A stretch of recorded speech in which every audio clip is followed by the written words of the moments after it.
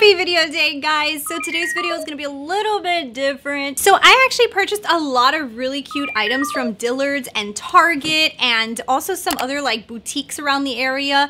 And I got like some really cute items for fall, and I was like, you know what? I want to create like a little lookbook for you guys of styling of different items that I picked up, and also some really cute shoes that I got from Madden. So I wanted to kind of like show you guys the products, but I was like, if I hold them up to you and I kind of like model them in the background, I don't know, it's harder for me. So what I did was I just compilated a quick little try on of all of these items for you, kind of like a fall lookbook. Now keep in mind that I live in an area that doesn't really get too cold, so if you guys live somewhere that's really cold, you might have to add some scarves or layering to the items that I'm going to show you. But over here, we're lucky if we get in the 60s or 50s. Like if we get to the 40s, it's like, oh gosh, what is going on? So everything that I find, I will be linking down below. So if you guys like any of the items, it will be linked down below. Some of the items that I did mix and match, I have owned for a while, and if I cannot find them anymore, I will let you guys know below that I couldn't find that exact product, and if I can find something similar, I'll link that.